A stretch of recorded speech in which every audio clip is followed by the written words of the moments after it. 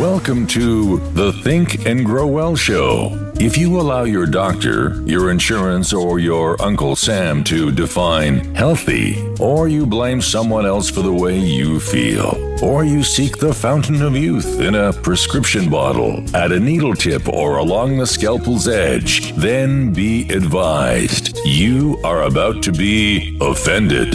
You should probably leave now.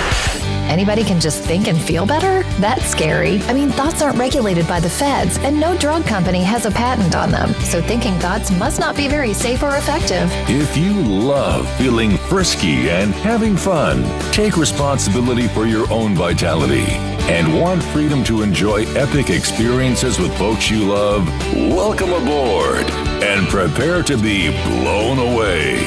The Think and Grow Well Show starts now. Here's your host, Dr. Lori Barr.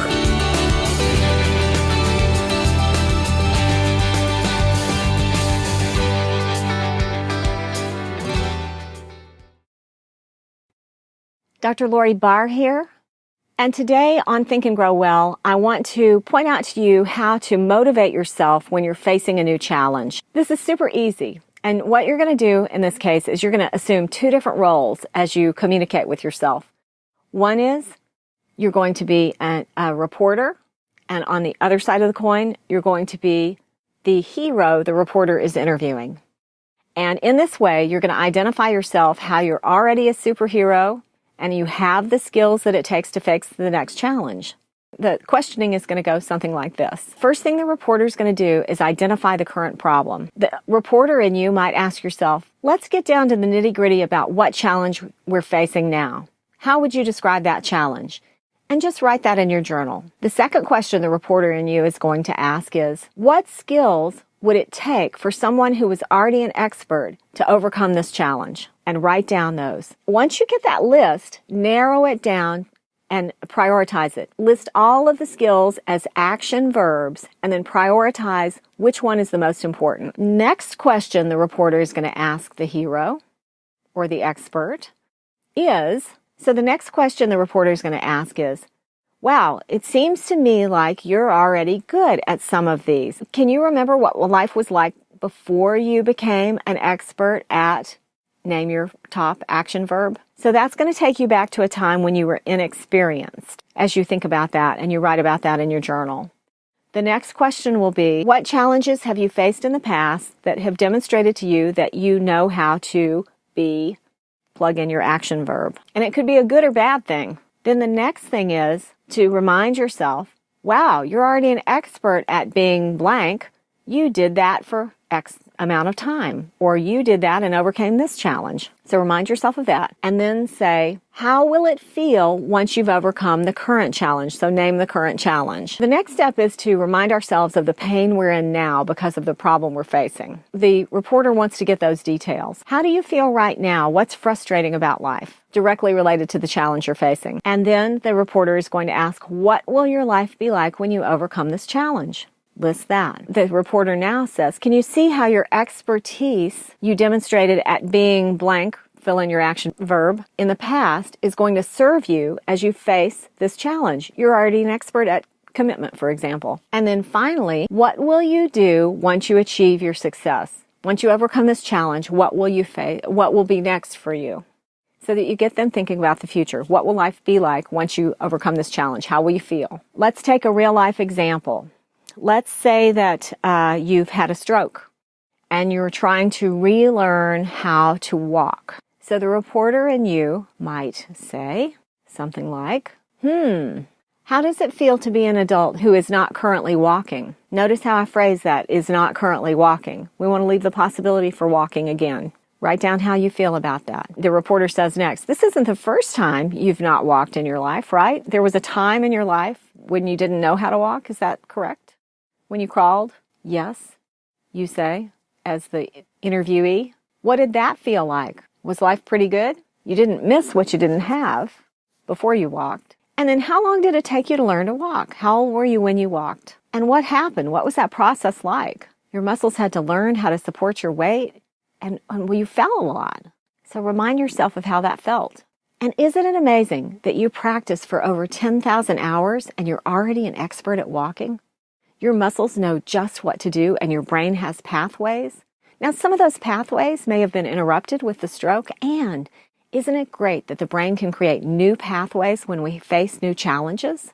Because we've done it once, it'll be easier and easier to do it again because we can think about how it feels. We know how it feels to walk. You're already an expert at walking, and you can remind yourself how it feels.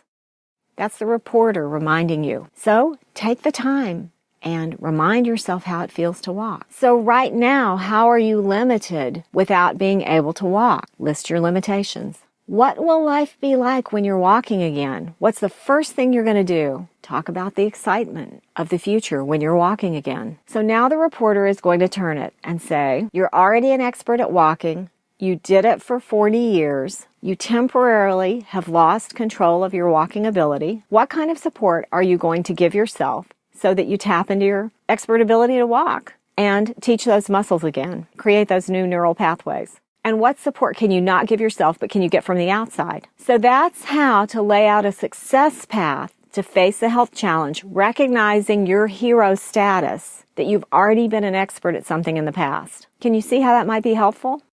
Your next steps.